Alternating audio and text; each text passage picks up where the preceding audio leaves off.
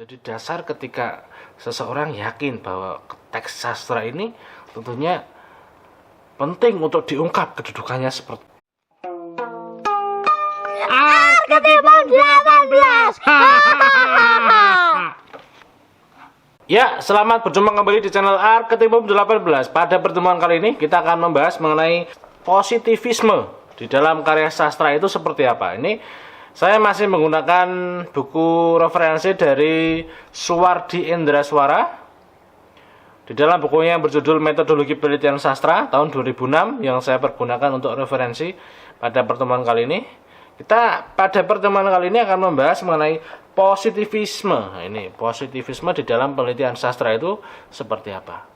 Di sini dijelaskan bahwa positivisme adalah paham filosofi yang mendasari peneliti melakukan kajian. Nah, peneliti tentunya di sini sudah yakin di dalam dirinya ketika sudah menemukan dasar masalah yang akan ditelitinya, kemudian sasaran penelitian itu pasti ada di dalam teks sastra. Nah, ini keyakinan inilah yang mendasari bahwa penelitian sastra itu akan dilakukan.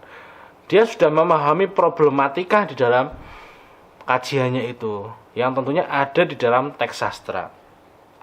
Mereka meyakini bahwa karya sastra sebagai ungkapan pandangan hidup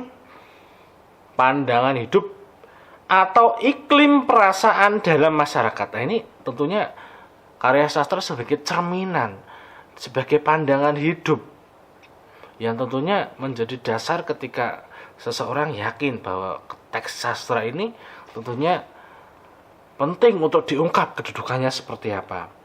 Kaum positivistik beranggapan bahwa satu, ada hubungan kausalitas antara kehidupan dengan karya seorang pengarang. Tentunya kita memahami bahwa di dalam kehidupan ini ada problematika, ada permasalahan-permasalahan yang tentunya diangkat oleh pengarang yang menjadi suguhan yang menarik dan penting untuk dipahami sehingga peneliti tertarik, peneliti meyakini di dalam dirinya ada permasalahan yang ada di dalam teks sastra itu yang perlu diungkap berdasarkan tujuannya menemukan fakta-fakta yang ada di dalam teks sastra itu sendiri.